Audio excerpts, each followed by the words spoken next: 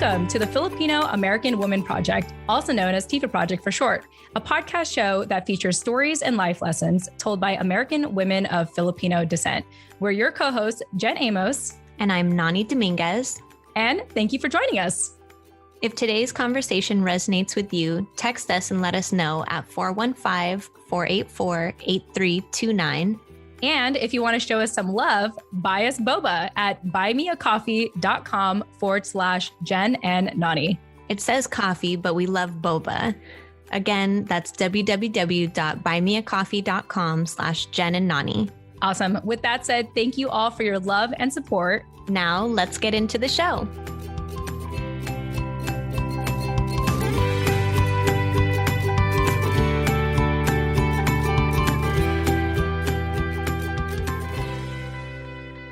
Hey everyone, welcome back. Jen Amos here. And of course, with my co-host, Nani Dominguez. Nani, welcome back. Hey everyone, welcome back. Yes. And we just want to give a quick announcement before we get into today's conversation, because we were very fortunate to be able to be at the Asian American Podcasters Association's inaugural Asian Podcast Festival, I think last weekend at the time of this recording.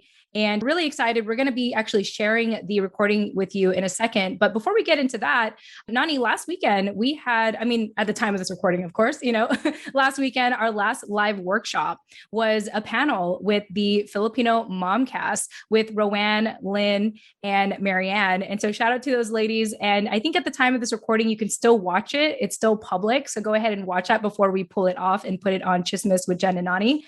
Yeah, that was just such a special day or amount of time that we were able to spend with them. And yeah, I'm just really grateful for having them all there. All of their workshops individually were amazing and connected, even though I don't think they planned it that way.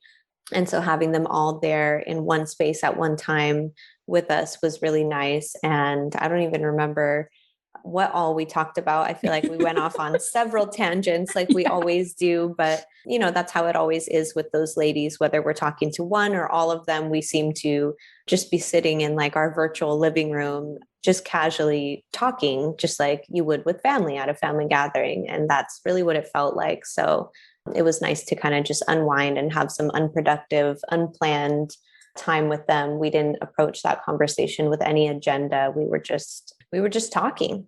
Yeah, no, I agree with you. I feel like it was sort of just a whole love fest of all of us just sharing how much we appreciate each of the work we're all doing. Marianne with her coaching, Lynn also with her coaching, actually. I mean, they're all like coaches in their own way. And, Roanne being a therapist and just talking about her experiences. And I don't know about you, but I saw a little bit of ourselves in them, Nani. Like, I feel like Marianne's kind of like me, where she's like, okay, let's do this, be the go-getter. And then it seems like Lynn sort of is the piggybacker. And then Roanne just kind of jumps in for the expert advice. And I feel like Roanne's kind of our Stacy, yeah, on our show. So it's really cool. That's how I perceived it. And it was really cool to see that and to witness that and see how they all, co-host together.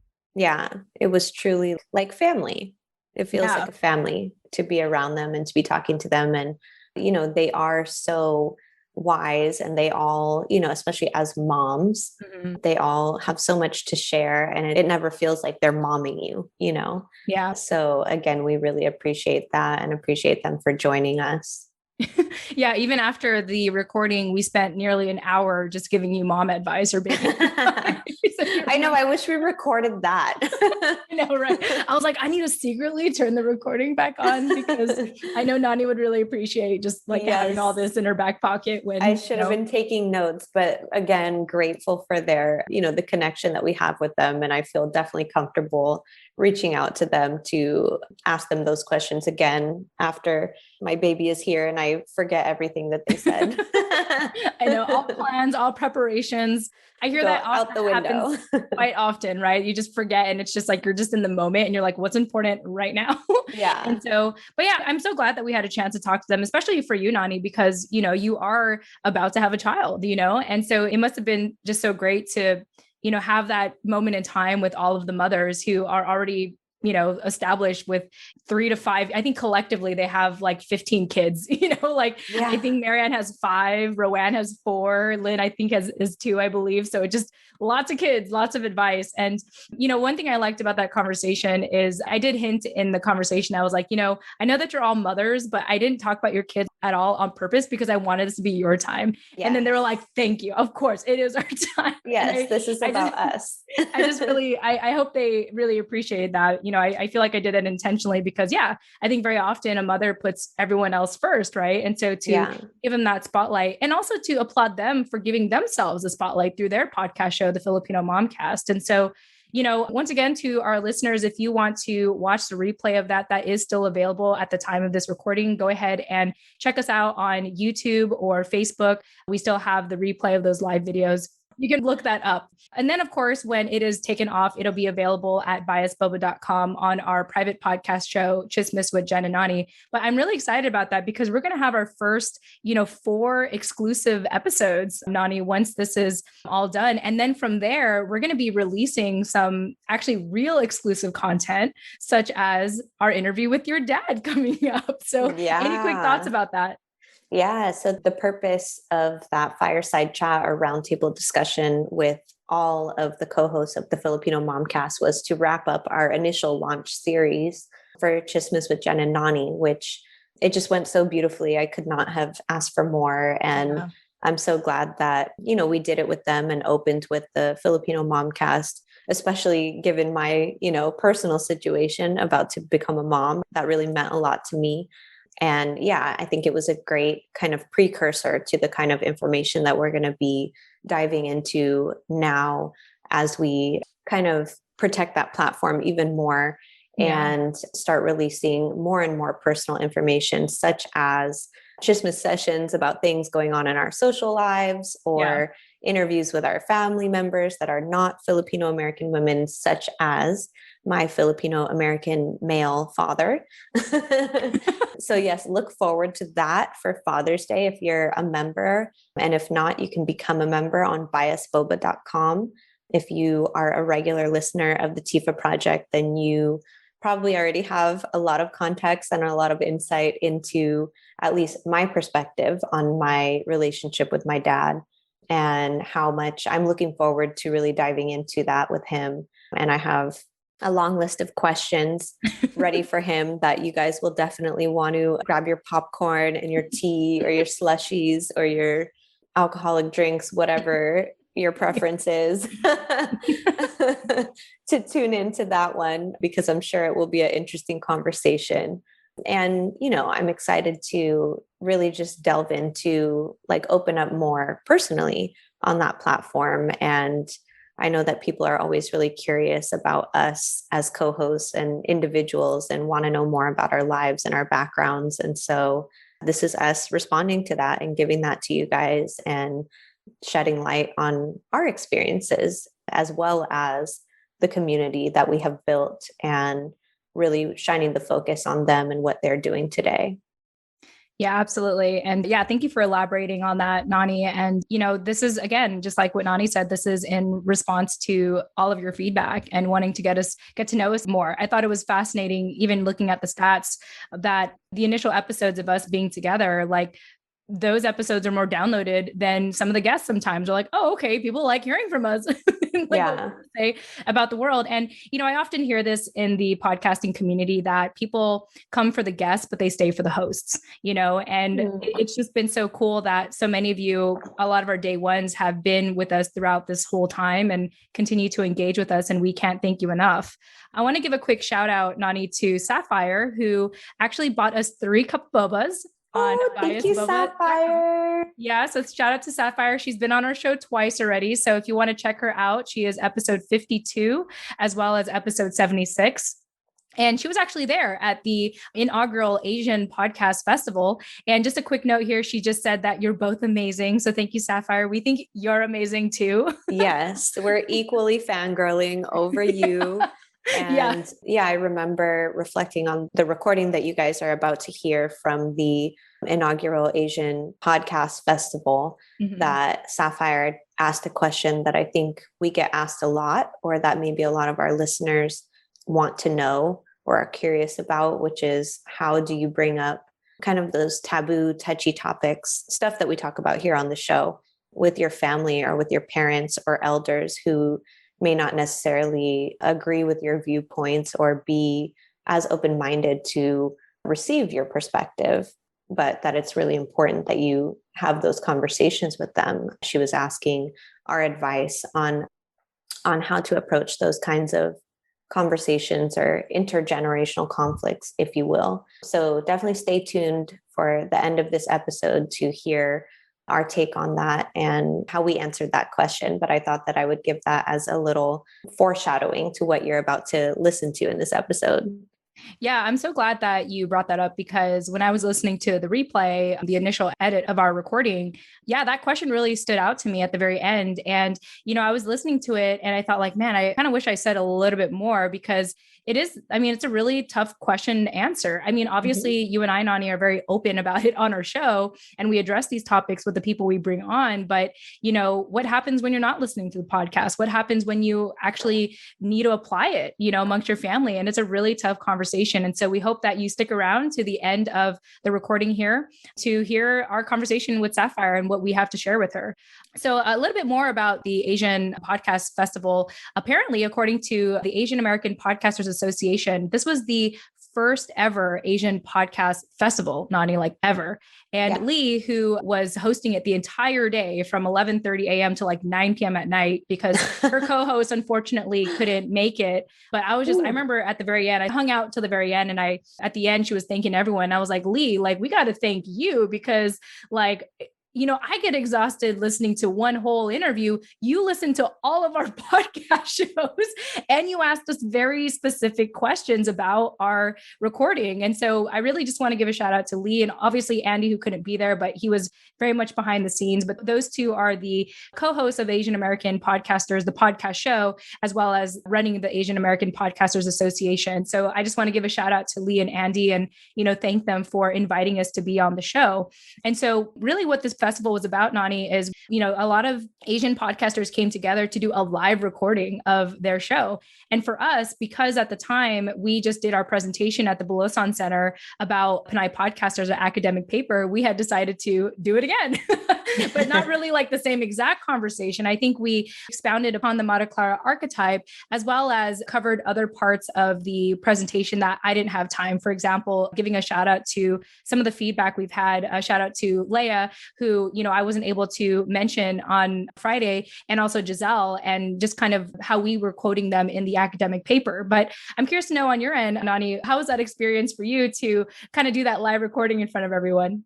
Yeah, it was a lot of fun. And I appreciated that coming after our workshop at the Bulosan Center conference, because at that conference, we were working with a very like strict and limited timeline. And at the podcast festival, they definitely gave us a lot more like screen time, I guess you could say. And Lee was all about, wanting to know every detail, like you said, asking a bunch of questions about how we went about the paper, how the paper came to be, even asking us questions about like our relationship as co-hosts and how we've established, our partnership as like business women, I guess you can say. Yeah, our verbal agreement, because she was all like, you guys have an agreement? We're like, not yet. Not like, yet, mom. Through love. Yeah, right. No, mom.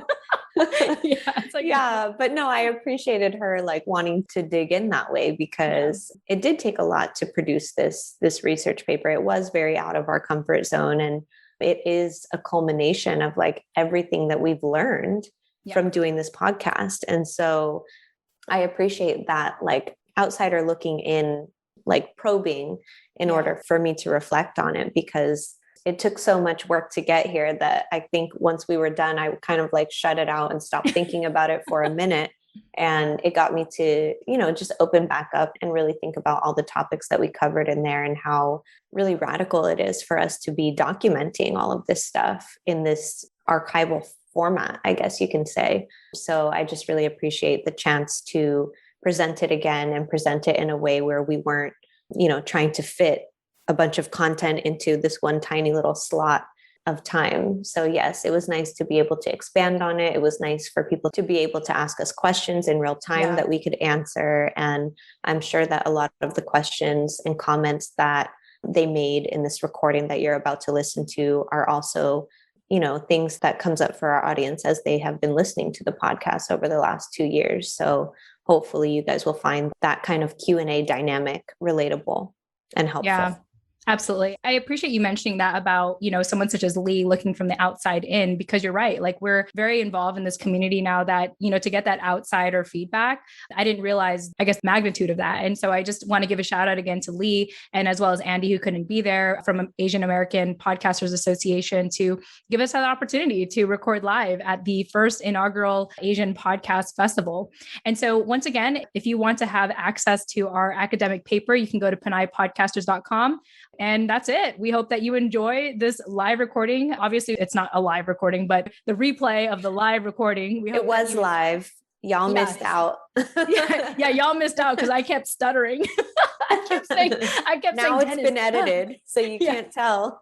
Now you can't tell. Now it sounds professional. But no, it was funny because I don't even know if I was nervous. I think I was still trying to get into the mindset that I kept stuttering, and so it was just, anyway, it was a ton of fun. And thank you, Dennis, for cleaning it up. And of course, to our listeners, thank you so much for being part of our journey so far. We can't thank you enough. And we hope you enjoy this episode of our live recording at the Asian Podcast Festival. Enjoy.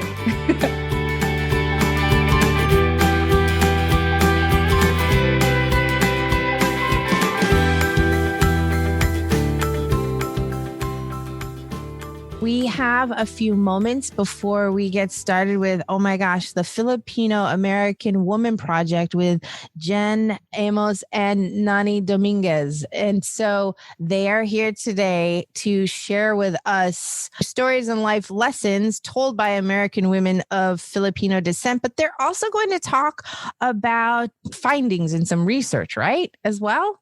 And so we want to hear all about that. But what you need to know about the show, the Filipino American Woman Project, is that it features, as I said, stories and life lessons told for Pinays by Pinays, and they have intimate conversations. And so you really want to tune in for it.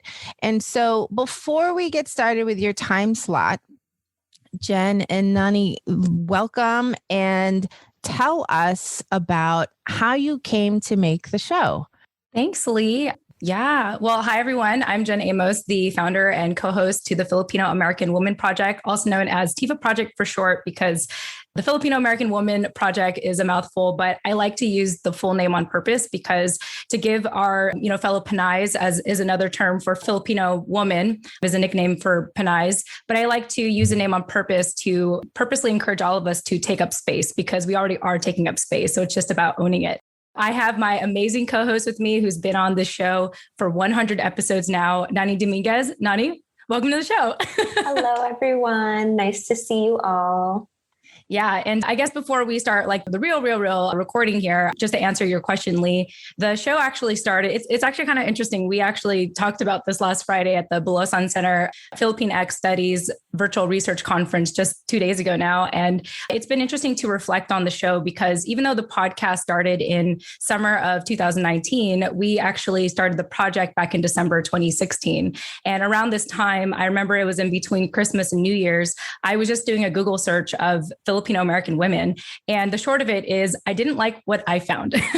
And I knew at the time I was running a social media agency. I knew that Facebook Live was all the rage at the time. And so I decided to create this project via Facebook Live. And I first brought on guests who I had like three traits that I was looking for. They considered themselves collaborative, articulate, or at least had the desire to speak. And then also just had a general enthusiasm for life. And the reason why I chose all that three is I wanted to surround myself with the Pinays that I wanted to be around. And I think for a lot of people in our community there's a lot of cattiness, a lot of what we call crab mentality, bringing each other down, and just a lot of submitting to that and just accepting the fact like, oh, well, people don't want to hear my voice, therefore I'm not going to speak up. And so fast forward to summer 2019, I actually went on a hiatus in 2018 because I moved from California to Virginia. And I started the podcast because I was just lonely. I was having a hard time trying to grow roots locally. And fortunately, that's when 6 episodes into the show is when Nani reached out to me. So Nani, if you want to share a little bit about how you found the show and what compelled you to join me on the TFAW Project. Yeah, I was going through a bit of an identity crisis of my own at the time, and I was looking for a way to connect with community and build sisterhood outside of my family, basically, because everything that I know about my Filipino identity obviously stems from my experience with my family. And so I just felt like I needed to kind of branch off from them a little bit and explore the community outside of that on my own. So I found Jen through Instagram, actually, and I just messaged her saying, I love the show so far. I think there were only like 4 or 5 episodes out at the time, and that I didn't want to be on the show, but I wanted to help produce it and somehow contribute to the project. And so we just jumped on the phone and ended up talking for like 2 hours about God knows what. Everything. And yeah, everything and anything. And at the end, she just said, why don't you jump on and co-host with me? And I said, okay, I'll try it. And the next day I did. And here we are more than 100 episodes later, still going and really have grown the show. And I think the most notable point of growth that I have noticed is that a lot of the topics that we talk about on the show that are really culturally taboo topics that are not discussed in our households or at our dinner tables or even in our social circles, we've really been able to normalize those. So things like mental health, decolonization, identity politics, activism, all that kind of stuff, we've really normalized the conversation around. And I've noticed that on a larger scale, not just on our podcast with our guests, but also social media at large and kind of the larger cultural landscape that we are seeing today. So are you two like besties now? Yes, we are sisters. We're sisters for life. Yeah. Jen is my ate. I like to joke too. Oh, and just for people who don't know about ate means like older sister in the Filipino community. And so I never told her to call me that, but it means a lot that you called me that. So thank you. Yeah, I just gave her that title. Yeah. That's amazing. That's amazing. And one other thing that comes to my mind, which is, do you guys have a partnership agreement in place? Oh, like in terms of like business wise? Right. For the show? Oh, yeah. It's been very much verbal, but we are in the process of, we just started like this year to really focus more on monetizing the show. And so that has been in the works. So we're actively working on like a partnership. It's kind of like, oh, here's some money. Okay, let's backtrack and put it on a 1099 kind of thing. Right. So it's kind of that. But we actually been able to branch out of the show and actually work on other projects together because of the connections we've made on our show here. Part of it is actually not just interviewing people, but putting their stories in a book. And so that's one of the newer projects we've been doing that happened organically. We never intended on being in this space. And Nani talks about this a lot. It's like, it's because of the feedback of our community that we realize like, oh, you want this? Okay, we will give this to you. So it's just been a beautiful organic growth. And along the way, I was like, oh yeah, we should probably talk about, the revenue share and all that stuff. So kind of backtracking, right, Nani? Yeah, no, I think our connection and our approach to the work that we do, like you said, is very just organic. And so I think we're really blessed to be in a situation where we get along so easily and everything is very, mutual. So the contract and the paperwork kind of stuff has been on the back burner, but yes, we do intend to get that in order soon. No, and I bring it up. It's not a negative thing at all. It just puts things in the way you would want them to be going forward.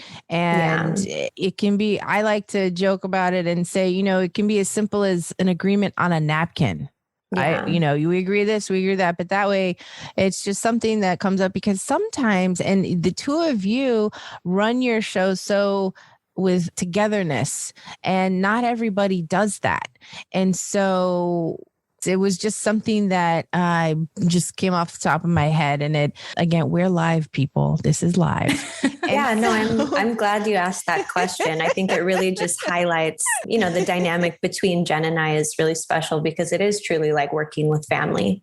We may have just met a couple years ago, but she's my family. So that's kind of how we've approached it. And that's the thing. Podcasting really brings people together. Wouldn't you say? Like it's changed your life in whatever way. And now, without further ado, you are going to record your episode. Yeah. I mean, we'll just jump into it. Nice. All right. Well, without further ado, let's give it up for the Filipino American Woman Project with Jen Amos and Nani Dominguez. Woohoo!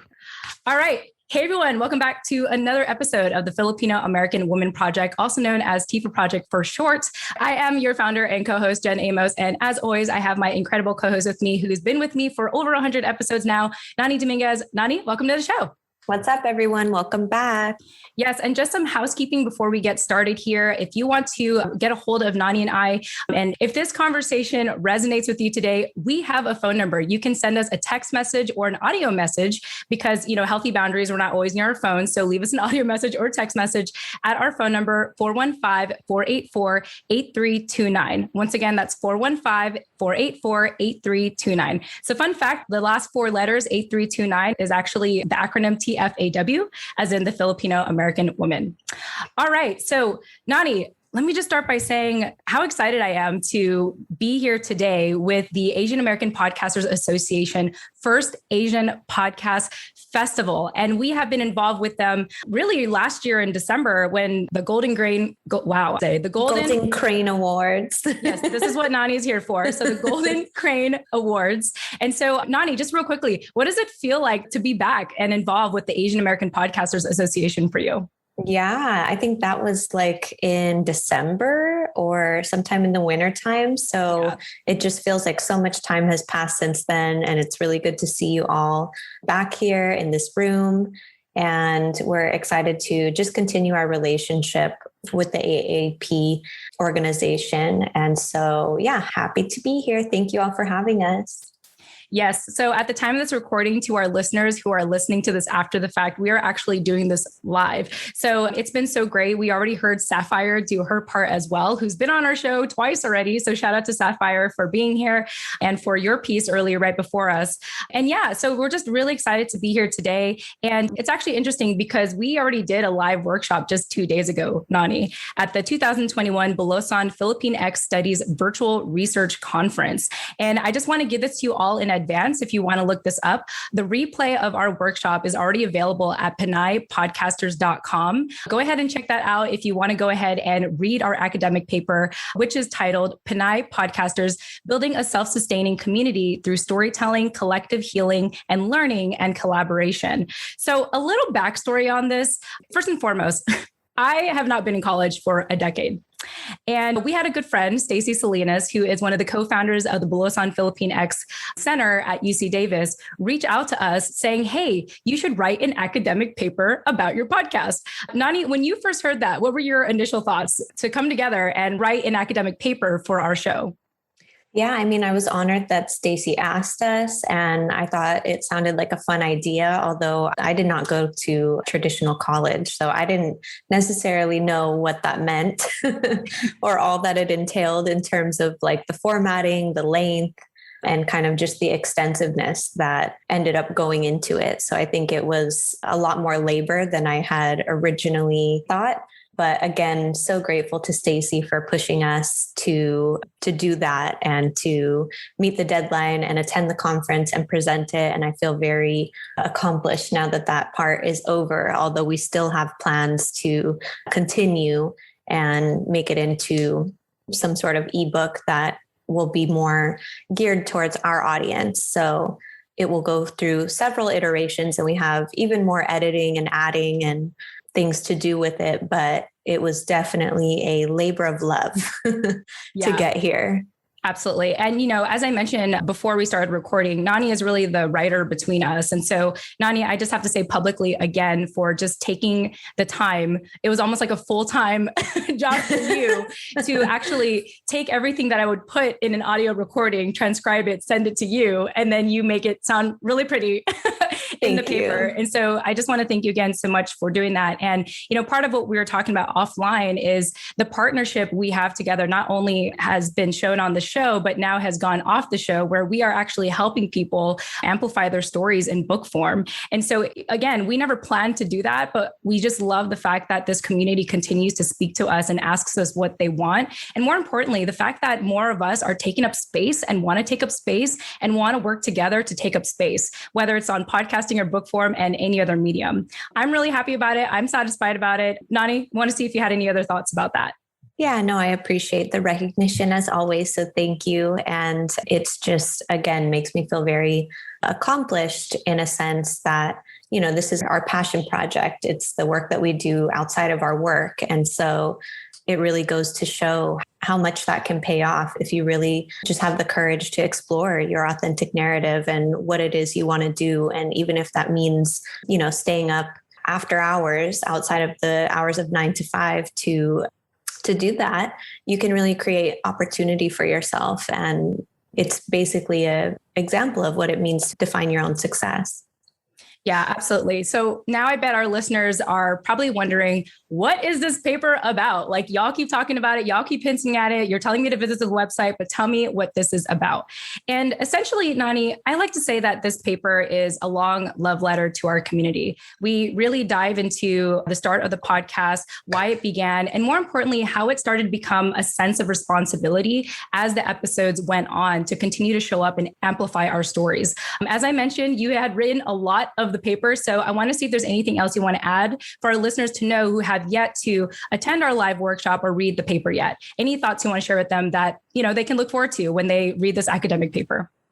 So the main part is about building a self-sustaining community. And I think that that's just so important for us. And basically what we're trying to allude to with why we feel so passionate about podcasting, why we choose this platform, because it is a way for us to carve space for ourselves and set our own standards of success, like I was kind of hinting at before, instead of, chasing after those conventional stamps of approval, if you will, from institutions like academia or corporate America, which so many of us struggle to do. And even if we are kind of forcing ourselves into it because of familial or cultural expectations, we really find ourselves like so unhappy or so unfulfilled for whatever reasons, because it's not what we want to be doing. So this is really a space where we can carve opportunities for ourselves to do that. And I think that this paper just really goes into detail about that. And again, the direction of this show, everything, the growth of this show, everything that's happened on the TFAW Project has really been a direct result of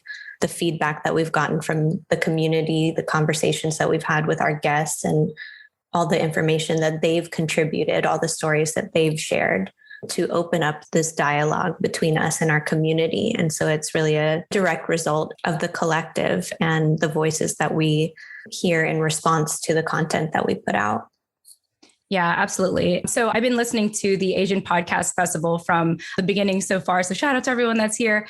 And there was something that Angela Chi from The Power of Only brought up toward the end of her conversation. And she talked about the importance of not being afraid to take up space. And the reason why I bring that up is because sometimes, Nani, we need to know why we are afraid of taking up space to begin with. I think when we can start unpacking that, maybe we can almost be angry at the fact that, oh my gosh, I can't believe I told myself this lie that I shouldn't take up space. And the most interesting thing we have discovered, Nani, on our show, the Filipino American Woman Project, is really unpacking the Maria Clara archetype. Some people pronounce it differently. Some people say Maria Clara archetype, but just let our listeners know just real briefly, like who she is. And I'm actually going to read some of the slides that we shared. I'm not going to share it here, but I'm going to go ahead and read a couple of the slides that we mentioned at our workshop last Friday. But just give us a little background on who Maria Clara is, just real briefly. Yeah, Maria Clara, she's a character from Jose Rizal's first novel, Touch Me Not. If you have not already read that book, it's a great kind of just look into or context into Philippine history and the cultural expectations or gendered expectations, I guess, that have been set on Pinays. Her character was really painted as the ideal Pinay. And I think so many of us embody it or uphold it in ways that we've been taught to that maybe we don't realize because it's just natural for us. She's this, she's expected to be beautiful and devoted and kind of just take abuse. And she has this history of just taking abuse and continuing to be devoted to her abusers in a sense. And so we can also draw a parallel when we look at it in the context of the world and the history of the Philippines as a country, as, Maria Clara is kind of a direct parallel to the Philippines as a country and the relationships that it's had with all of its colonizers throughout the years. So yes, if you want to read the slides, we can go into more detail there. Yes, I got you, Nani. Yeah. So when I describe Maria Clara to you, I want you to not just think about her because she's actually a fictional character, but think more about what she symbolizes for the ideal Filipina or Pinay, as well as how it symbolized the Philippines as a whole. So Maria Clara archetype. Beautiful, devoted, subservient mestiza. So mestiza means someone of mixed descent. So for example, Nani is half Russian American. She's Russian American and Filipina. I'm not going to say half because you are both, Nani. You are both. Thank you. But beautiful, devoted, subservient mestiza who, despite her sought after status and perceived perfect appearance, maintains a life of sacrifice while experiencing event after event of misfortune and gendered mistreatment on her abuser's behalf. Maria Clara's character and disposition can be drawn as a retroactive parallel to the Philippines and the relationships it has with each of its colonizers. This parallel further explains the broken expounding of the Philippine-X American identity today and why her narrative as the ideal Filipina is harmful to us. Her fable depicts a country that is beautiful and elegant, but at the same time, powerless and weak against the chauvinistic sources that seek to control it. To paint her character as the ideal Pinay underpins the notion that we should accept and normalize being deprived of our liberty and that it is a part of our duty to allow abusive treatment from others. That last part I actually underlined for myself, Nani, because I think about all the abuse I welcomed in my life and not even questioning, like I would feel bad if I made someone else feel bad. And let me know if you've ever experienced this. I would feel bad if I made someone else feel bad, but I wouldn't care if people made me feel bad. Even simple things of like, oh, someone didn't show up for their meeting. Like, oh, that's okay. Like they didn't show up for my meeting. No worries. But I would feel bad if I didn't show up to their meeting. You know what I mean? It's like just being okay with other people mistreating us. And I never really questioned it. It felt normal. And so to read this, to know that this is part of our history, to know that this is how we were supposed to be, supposed to model after, it angers me. So any thoughts on that, Nani? Yeah, no, I feel the same way. I mean, I think that, again, we all can recognize this in our own behavior in different ways. And for me, it's really come out in being like playing the subservient or support role in all aspects of my life, whether it's with my family, in my career, or especially in my romantic relationships that I've had. It's kind of like, these people that you're here to serve get to do and act however they want, whether or not it's harmful to you and whether or not, you're offended by it or hurt by it. Your job is still to serve them and to support them. And it does make me angry also to know that that's a part of our cultural narrative, because when you think about it that way, I also think about the stories of the generations before me. So like my aunties, my grandma, my great grandma, and the relationships that they had also in their own lives, and just how that has been passed down is really painful to think about. But it is interesting to know that this is where we come from. This is what is written about us. And just like what you said, Nani, I see it in my grandmas. I saw it in my mom. And I always wondered growing up, like, why was I the only one that was like outspoken? Why was I the only one that was questioning things? Well, it's probably because of our pre-colonial times when women were vocal, when they were standing up for themselves, when they were warriors. And so I'd like to believe that, despite the centuries upon centuries of being colonized, that they're still part of that fight in us. And long and behold, we have been able to have that realized through podcasting. And this paper really talks about the power of podcasting. The fact that, even though it was started by our white counterparts, the intent of it was to give everyone access to exercise their voices and to have their stories being told the way that they want to. And so anyone can start podcasting. You could literally get started today for free. And we talked a lot about that in our workshop last Friday, Nani. And it's actually really important to bring this up because another thing is, in American society, before, podcasting is what it is today, let's talk a little bit about how Filipinas were taking up space anyway. And you can actually learn more about this in our workshop at PinayPodcasters.com. But, Stacey was sharing this portion. I'm totally going to butcher it if I try to explain it. But back then, Nani, we only showed up in gossip columns or in Filipino American pageantry. So I want to see if you had any thoughts on that. Yeah, I think that is the larger picture that has been painted of Pinays and is most definitely problematic. I do also want to recognize that, while that cultural narrative has been put upon us and, we uphold it in ways that we don't even realize sometimes, there also is a long, strong history of activism in Filipino women, such as Gabriela Silang, which was probably like the female heroine of Philippine history. If you guys don't know who she is, she's definitely worth learning her story as well. But basically, what I'm trying to say is there have been so many ways, there's a history of us being silenced when we do speak up. Those activists that do speak up, even today, you see with the anti-terror law, it's a literal silencing of dissent of anyone who goes against Duterte, basically, who's the current sitting president. And that's problematic because that's so normalized and it's been happening for so many years. And so we need to find new ways, basically, to exercise our voices and be those activists. And podcasting has been that for me. I think when I had first gotten started on this project, I was really involved in local community organizing because that was something that was really important to me. And with this platform that we've built now, obviously it takes up a lot more of my mental capacity and bandwidth, which is why I spend more of my time here. But it's also, a platform that I can use to achieve the same objective. And so that's really why I'm here today and why I encourage whoever, whether it be you coming on as a guest on this show or starting your own show, I really encourage you to dive into the podcasting space because the more we invest in ourselves, the more we can build that self-sustaining community that's not dependent and not needing that crutch of the systems that are not here to support us.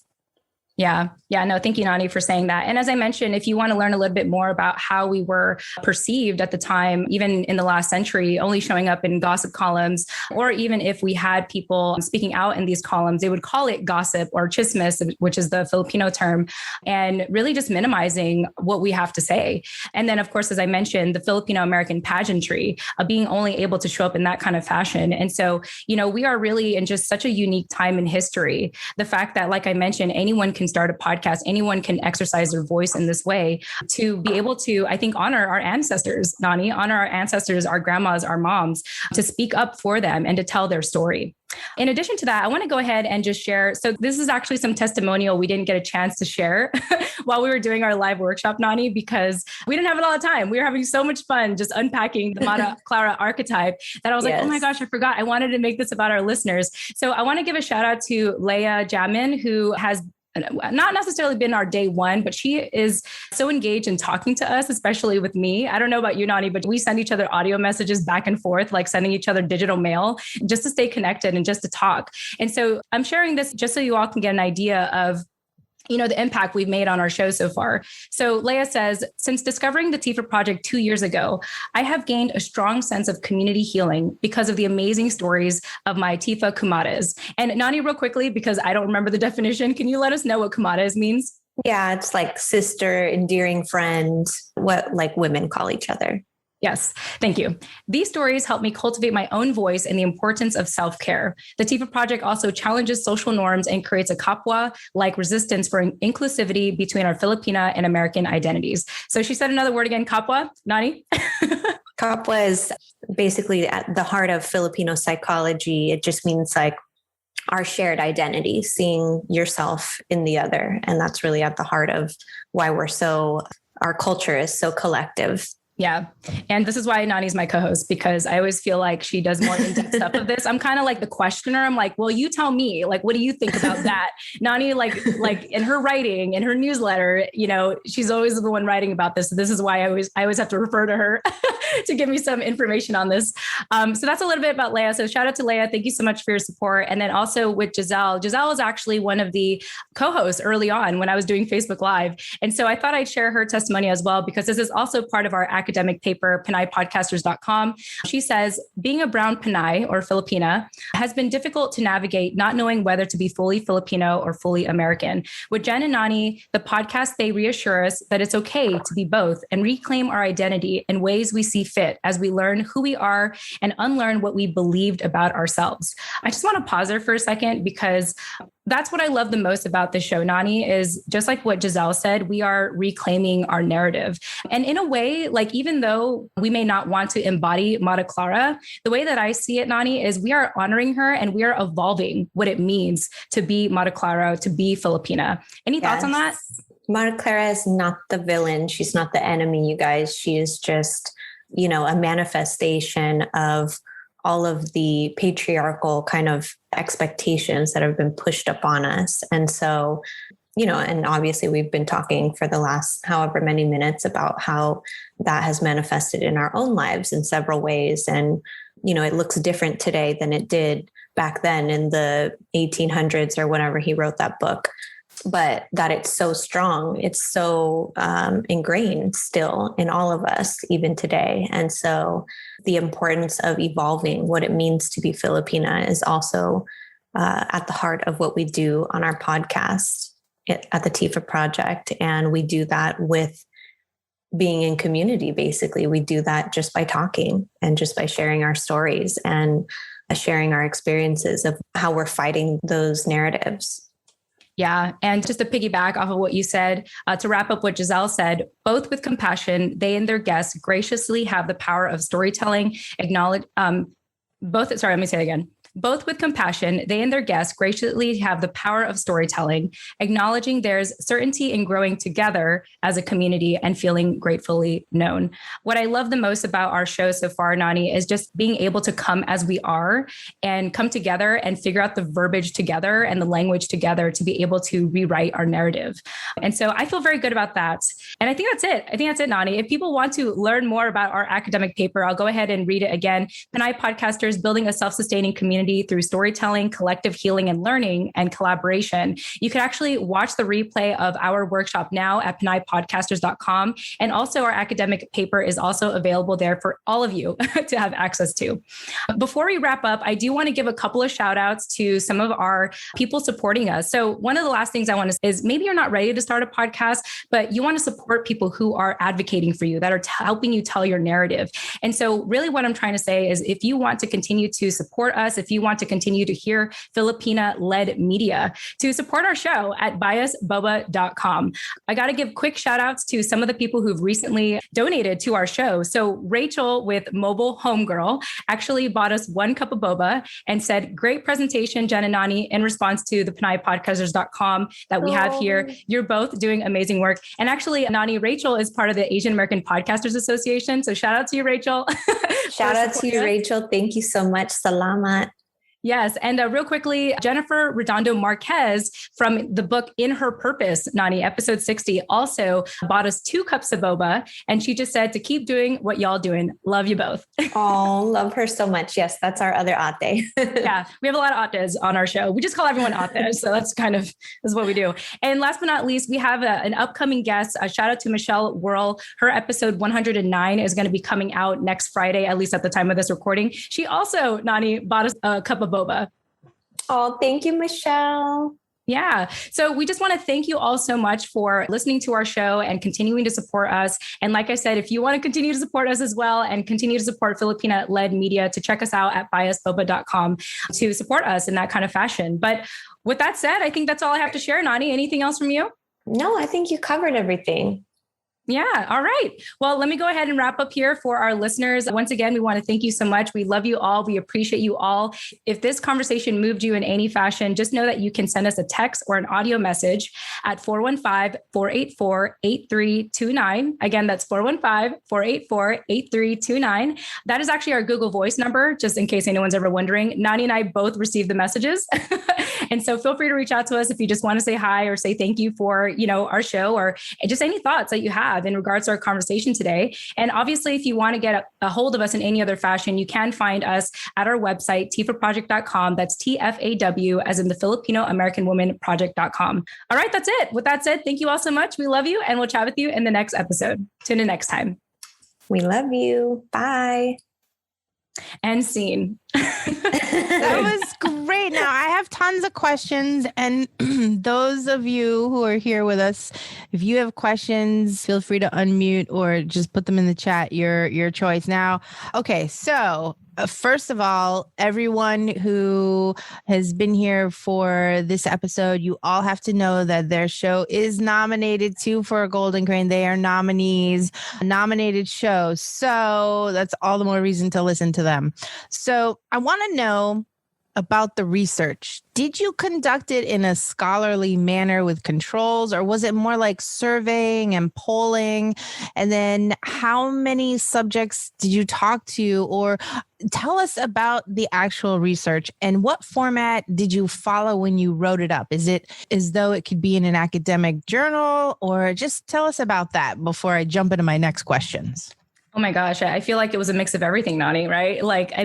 We actually, if Stacy was here, she would tell you more about the academic side because she is an academic scholar at UC Davis. She's one of the founding historians at the Bulosan Center over there. And that's a very interesting story in itself, how the Bulosan came to be. They originally were not there in UC Davis. They had to raise $1 million. I think something about the story, Nani, you can help me with this, but they had to go to the state, get help outside of the school to be granted $1 million for their center to exist. And so quite fascinating to think that, as big of a college that is, how difficult it was for them to even just create a space to do Filipino-American history and research. But we worked closely with her to help us with the formatting, to help with the research, to pull up, to actually source everything. And so if you actually visit pinaypodcasters.com, you could actually go to the bottom of our document and see everything that we researched. But it's a collection of, books, articles, and really the help of our scholar friend, Stacy. Yeah, I think a lot of the research, quote unquote, that went into the paper was pulled off of the podcasts and pulled off of the interviews that we've had on the podcast. We've interviewed Stacy a number of times, who has shared, we call her also our resident historian because she's always sharing history and cultural context with us on the topics that we talk about. And so a lot of that just came from those conversations that we've already had with her and with other people who also have shared similar information on the show. In addition to that, Jen did a number of interviews or reaching out to other women of color podcasters to get their experience and their kind of 2 cents on what the podcasting space or what getting involved in the podcasting space was like. We reached out to a lot of our guests who regularly communicate with us and give us a lot of good, valuable feedback. So we included, we wanted to make sure we included their voices in it as well. And then there was also the kind of research part of it where we were pulling like quantitative data to put in the beginning of the paper to kind of set the stage for what getting involved in the podcasting space was like and how that has really transformed over the time that we've been here. So it was, a mix of things. And I think the approach that we took was just dumping all of our thoughts into a Google Doc. And like Jen said, she doesn't like to write a lot. So she would transcribe her audio. And then I would kind of go back in and expand on the writing part and make it into like one cohesive voice. So it was definitely a process, but there was a lot of different moving parts, I guess, in terms of the research that went into it. Yeah. And to also answer your question, Lee, so we could make it into an official academic journal. It's just that talking to Stacy, we would have to keep it, I think, up to 25 pages. Nani, I think is what she said. Oh. And so I jokingly said to her, like, oh, we're going to go rogue and we're going to like self-publish on Kindle. So that's part of what we want to do because we want to be able to incorporate more stories in it. It's really like the initial draft of what we have so far. But yeah, we really could condense it if we want to. We're just like, well, we want to get it out there to everyone. We don't want it to just be archived, at a college. We want other people to be able to read it. And so that's part of the process is it might be a hybrid of an academic paper, but also a book that we can publish and make accessible to everyone.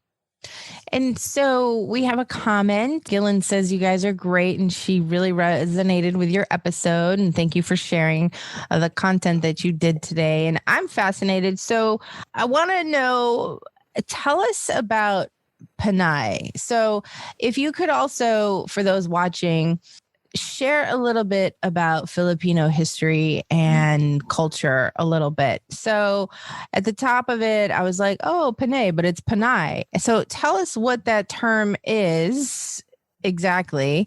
And then let's go from there because I have other questions. I just want to like jump on these. Like I'm fascinated. Yeah, so. Actually, I can just pull from our paper because again, like go to the source. Yeah, I'm going to go to the source so I don't butcher this because it's being recorded. So we do have Pinay. So let me read the kind of the description for you. So Pinay has a particular class and cultural connotation for Filipinx in America.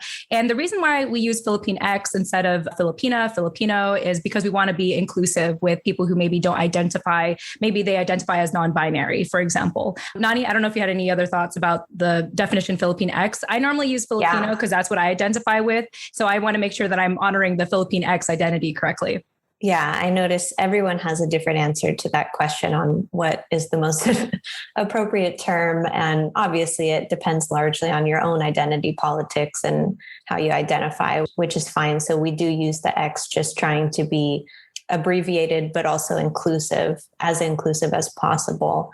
I think it is important to note in pre-colonial times, there was the Philippines was special. Since you're asking about the history, the Philippines was really special in the sense that gender was much more fluid and much more accepted. Like women were warriors, they were healers and medicine healers or whatever, but they were also warriors and they also took on a lot of tasks that today are seen as or considered very masculine. The way that they dressed, the things that they did, everything was much more fluid back in those times. And so in a way, the Philippines is a very special place. Pronouns are something that's really like a hot topic today. And everyone wants to put pronouns. Instagram just added it to your profile so you can put your pronouns. But in the Philippines, actually, siya is pronoun for both he and she. Mm-hmm. So that's a, stellar example of how fluid gender was back in the pre-colonial times and how that's exemplified through the Tagalog language. Yeah. And then I just wanted to continue reading this because okay, so a little bit more about Pinay, which is another term for Filipina, but it was traditionally associated with the pioneer generation for Filipinas who migrated to the US during the 20th century. Pinay is also a reflection of being Filipina and working class in America and in the Philippines. Pinay implies lower and working class of Filipino women and has been subject or terminology has been misused when describing Western interpretations of Filipina as sexualized fetish. But for this paper, we use Pinay to represent the diverse and intergenerational of being Filipina in America. So that's a little background. I know there was a lot of terms we use like Filipina, Filipino, Filipinx, Pinay, but hopefully that gives you an idea. And also just Nani's explanation of siya, which means, he or she, or I guess in American terms, they or them. So I hope that helps, gives you some history lesson there, Lee. Absolutely. Absolutely. And so what I'm gathering is when it's a research project where you jumped into archives and things versus the other type of research paper, which is like sampling and dealing with people and questioning them to find out certain things. Is that right? I guess that's a good, yeah. I mean, it's definitely not like a super scientific thing where we got like a focus group and asked them certain things. It was more like, like what Nani said earlier, touching base with, our listeners who engage with us all the time to pulling sources like from, books or articles from the past to be able to, reference like why we're in such a unique time today to actually be podcasting, and that we really shouldn't take it for granted. I mean, literally right now in the Philippines, you can get killed for speaking your mind and speaking against the government. And so, I mean, I'm almost afraid to even go back to my own motherland because of how much we've disclosed on the show. Yeah. But it's, it goes to show that like we really, as Americans, as Asian Americans, are in an opportunistic time to exercise our voices. And also with the whole cancel culture going on with social media, I mean, like, I haven't heard a podcast show get canceled yet, so that's another opportunity as well, right? Like this is just important to recognize how powerful it is to do this today. It's such a hidden gem. And really that's what this paper is about, is acknowledging where we came from as a Filipino culture, as Pinays, to the unique opportunity we have today to actually exercise our voices. It's just that like so many of us in a way perceive, because of all of this, we sort of think or assume that we still can't speak up. And we are here to say, you can now, and you should. Like this is the perfect time to do it. And podcasting is a great place to get started. So I can't emphasize that enough. And that's part of why we named the paper Pinay Podcasters, because we want to normalize the fact that you should exercise your voice. Like this is normal. You can do it. You're already taking up space. So just own it and own it with pride. Absolutely. Yeah. Absolutely. And we have a question from Sapphire. So there you go, Sapphire. Hello. Great job, ladies. Hi, Sapphire. Hi. Good to see you both again. Yes, good to see you. I've been on your show twice, and each time, like, you both do your research. You're both so eloquent and amazing. And I just love that. I've just loved knowing you. So that's not my question. So you do such a great job of engaging your community or like inspiring people to share your voice, like on a broader scale, like with the world. And me as a Filipino American woman who still struggles to have really difficult conversations with my parents or members of my family, I'm curious to know if you have any advice for engaging in like a smaller, intimate setting like that, because I find I'm an adult and I still struggle with, talking to my parents about certain things. So do you have any advice? Yeah, for sure. I mean, so at our workshop, we gave some call to actions at the end of our presentation. And part of it is starting that conversation with yourself, like having this kind of research, knowing where you come from, to have that conviction and almost like anger to be like, why am I sweeping things under the rug? Why? Like, why do I keep doing this? And so I think part of it is having that conversation with yourself and then having conversations with people that you trust. So, I mean, Nani, you can speak a little bit about this because, you wanted to individuate yourself from your family for some time to explore your identity. And sometimes you don't have to disclose this stuff to your family just yet. So Nani, I thought you'd want to have some thoughts on that. Yeah, I definitely was podcasting for over a year before I let any of my family even know. Like I literally hid it from them and blocked them on social media so that they couldn't see, because I didn't want their 2 cents. I feel the same way. I think that you are trying to describe. There's just certain topics that you just don't go there.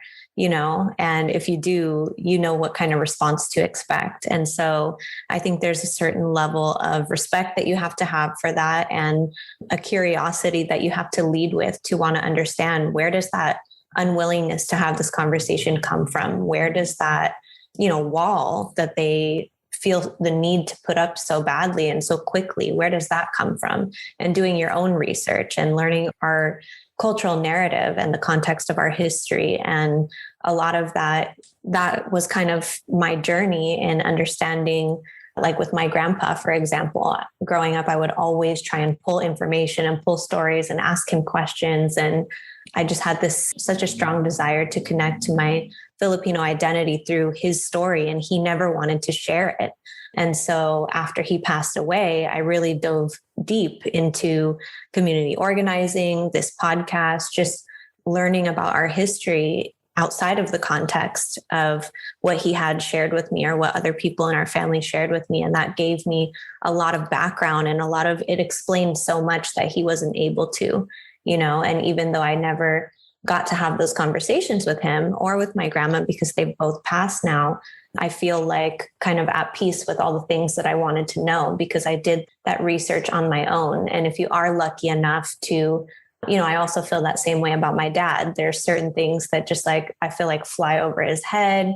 he's not willing to be open-minded to have the discussions about. And it was really through sharing this podcast with him after I had been doing it over a year that he was like, oh, wow, and started binge listening to my conversations, Jen and I's conversations with each other and with other people. And it's really opened the floor for a lot of things that we weren't able to talk about before, or a lot of things that he would just go, I don't know, or I don't care about before. And so I think leading with curiosity for where they're coming from and the context that informs how they respond, but also sharing where you're coming from in a way that's not, trying to push any type of agenda or make them uncomfortable, basically just sharing.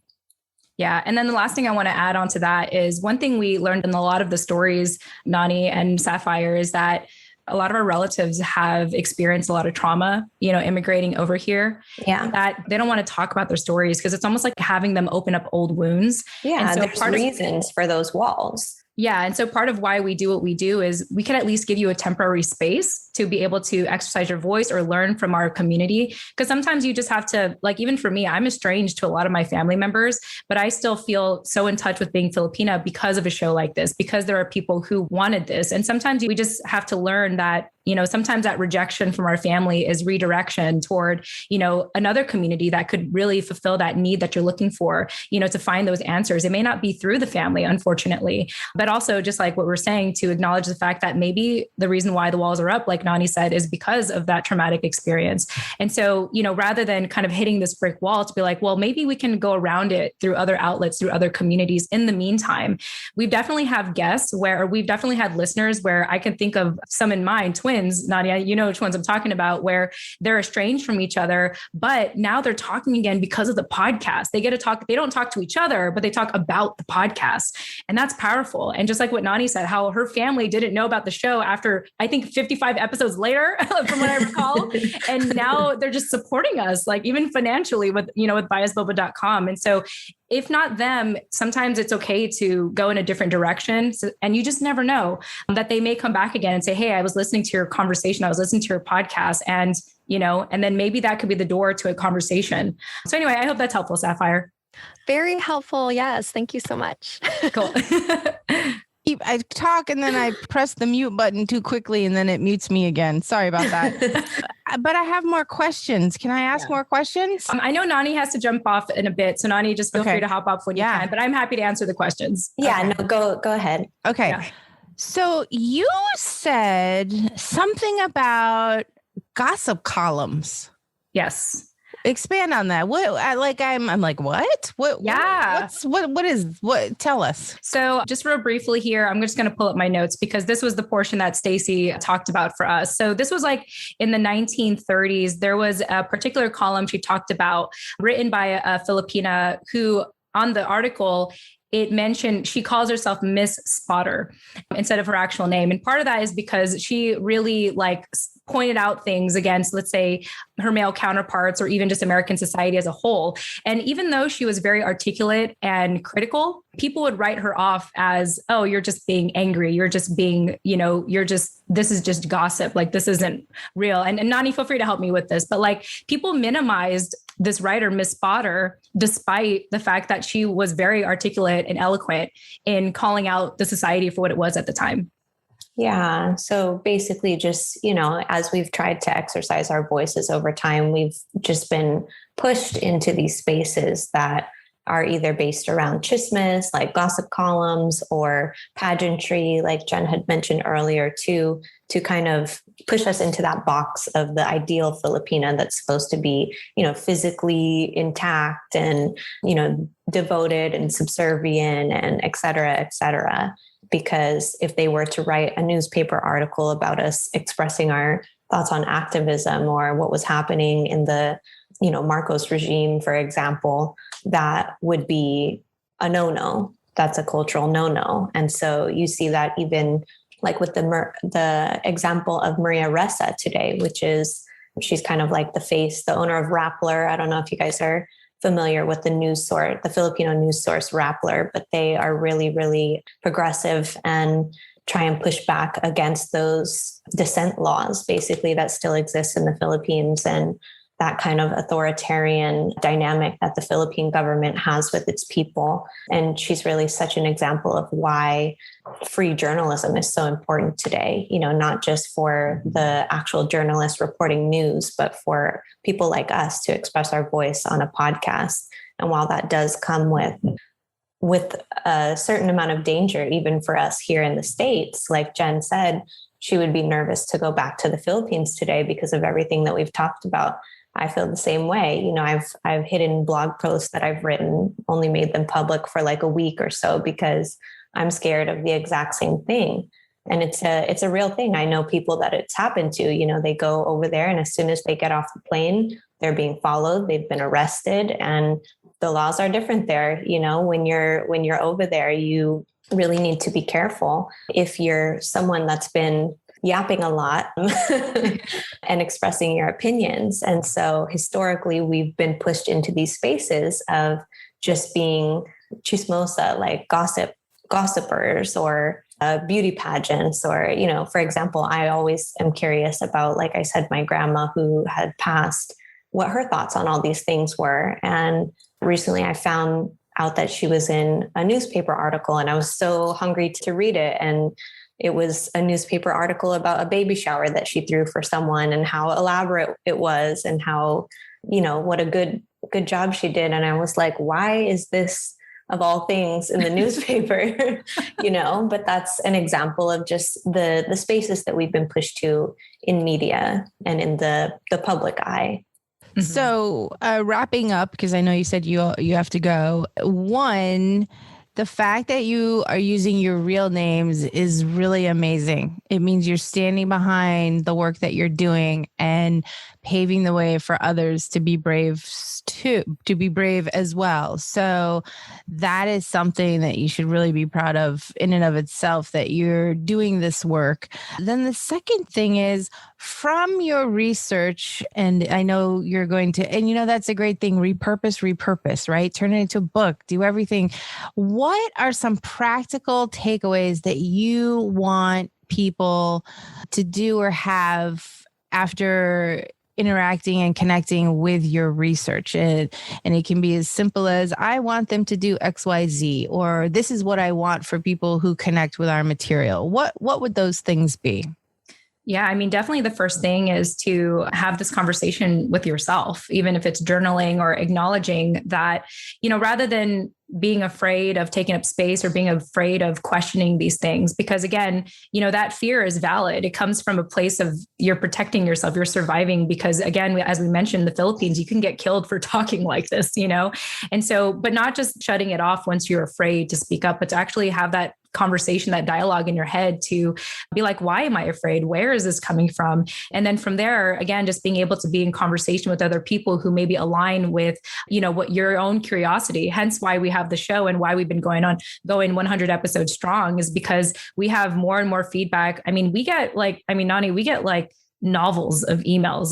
Like people don't just say thanks for the show. They give us paragraphs of why they love the show, how much it's impacted them. And so, first starting that conversation with yourself and then having it with people that give you that safe space. And then my take is going public with it, not like social media public, but like being in your local community and exercising your voices in organizations or, things locally where you can make a difference, where your voice can be heard. And then of course, supporting the media outlets that you want to amplify, the ones that you want to continue to support you and advocate for you. So that's very much like the main call to actions that I had mentioned in our presentation last Friday. Nani, any additional thoughts, any other main takeaways that you want to share? Yeah, I think the two that are most prominent for me are speaking up in the circles, you exercising your voice in the circles where you actually have impact, meaning like the conversations that you actually have with people, not just posting things on social media that someone will either read or not read, or just want to attack you for because X, Y, and Z, whatever, but in actual one-to-one conversations that you have with people in and outside of your community, to shed that light on our experience, and also to put your money where your mouth is. You have to go grocery shopping, you have to buy clothes, you have to buy personal care items. you can be intentional with where you shop and where you support. And that's really how we build a self-sustaining community, is by doing that and being mindful of where we invest not only our time and energy, but also, our money, our hard-earned money. Yeah. Yes. And absolutely. And so how will people be able to get your research? Will you be selling it? Will you be offering it as a download? How do people find out about it? And then where do people reach you? And then I have one more question after that. Very simple. Yeah. Well, thanks, Lee. Thanks for the extra time, BT Dubs. Yeah. So anything you want to learn about the academic paper, you could actually read it right now at pinaypodcasters.com. So it's when you visit that page, it'll actually bring you to our biasboba.com, but it's a page in the page on the site. But anyway, you can actually read it right now. And we're going to always make it free and accessible. Like, we'll continue to give the updates when we do have it in book form. Nani and I have already discussed this, so I can share. And we talked to Stacy about this already. But if you do want to, support us financially, part of the proceeds for that book will go toward the Bulasan Center. So again, this is the research center that we've been working closely with. We wouldn't have this paper possible if it wasn't for Stacy and encouraging us to do this. But we want to be able to support them, because they're actually in a process right now to branch away from UC Davis with all the politics, unfortunately, that's going on in the school system. And so they want to be, just like us, they want to be self-sustaining too. So we want to make sure that we support them. So whatever proceeds we make from the book, like I mentioned, is going to go directly to them. If you support us directly through biasboba.com, obviously we'll get part of it, but we want to give a part of the portions to them as well. So yeah, pinaypodcasters.com, it's available right now. And you'll get to see the imperfectness of it, because it's still in its initial draft, but you'll also get to see the progression of it as it gets better and as we, work toward making it into a published book. Nice. And so that actually leads me to my comment and then a question, which is, it sounds like you all are doing some work that maybe would call for a nonprofit foundation type of thing, huh? Mm-hmm. I mean, I really want to support Stacy, to be quite honest. I was even telling her like, hey, do you want to make a podcast? I'll show you how to do it.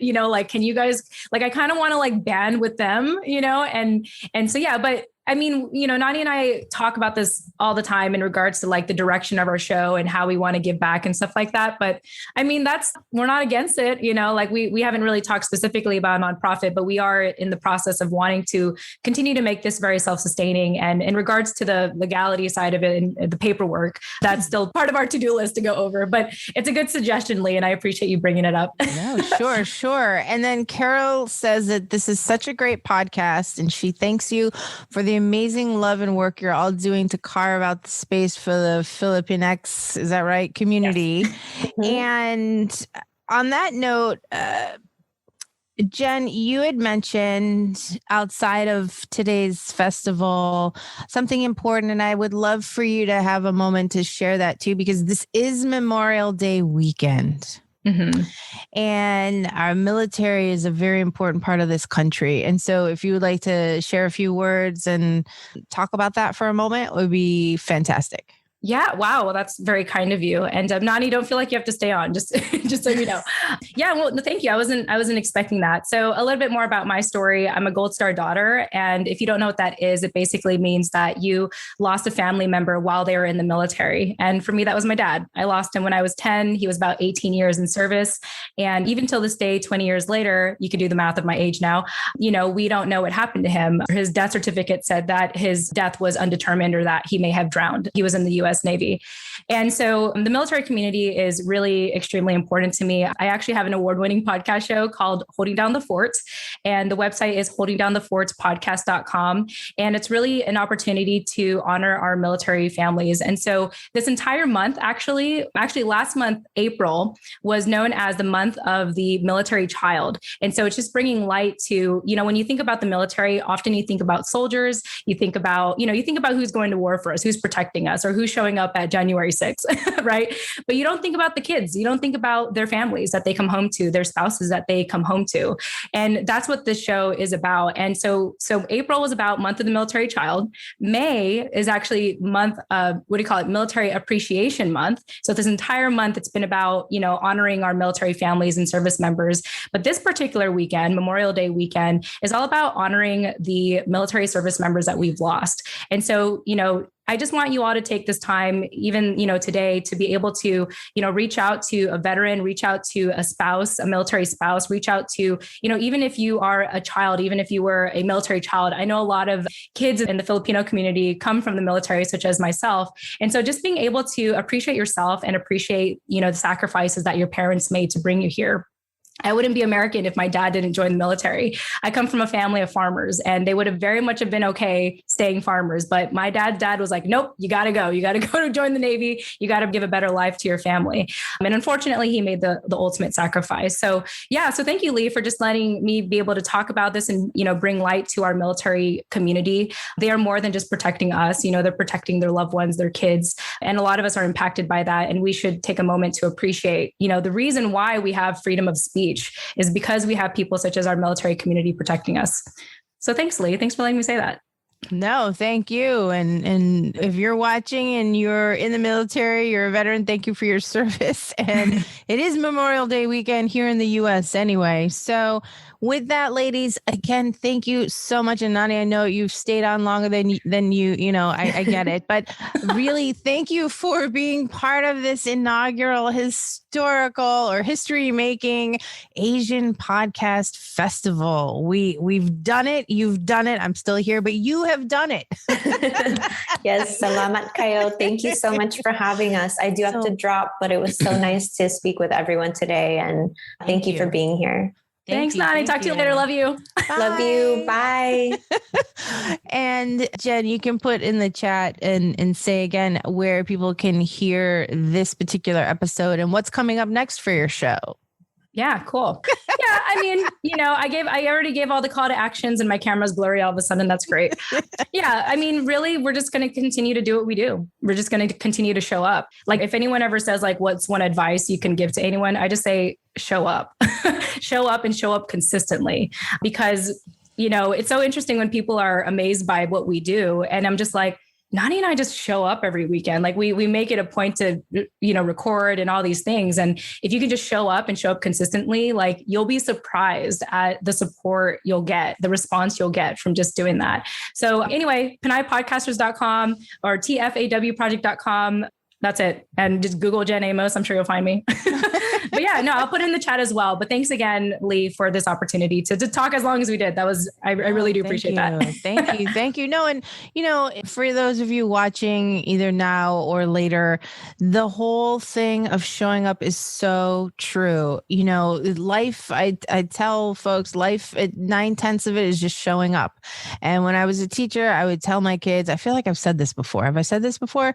Which is, what? Even if you don't do your homework, come to class because you're going to get something out of it. And it's more important that you're in class and you're here and you're present than whether you did the assignment, even though as a teacher, you want them to do their homework, right?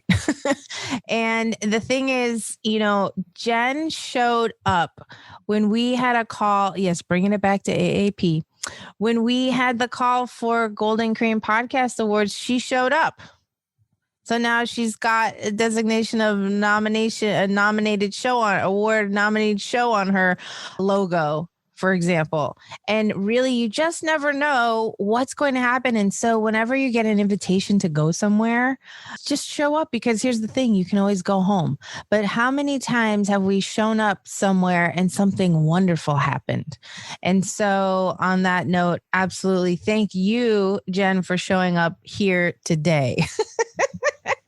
My pleasure. Thank you. And thanks everyone for being part of this. It's been great. Thanks for organizing this, obviously. So this wouldn't be possible if you didn't organize it. So. Thank you. And make sure to save the chat. If for those of you who are save the chat, you know how to save the chat. You go to the chat and you go all the way to the far right and you click on the 3 dots and it'll say at the top, save chat. And that's what you should be doing because there've been so many nuggets. And so with that, it's we are concluding the slot for the Filipino American Woman Project with Jen Amos and Nani Dominguez. Thank you so much. Thank you.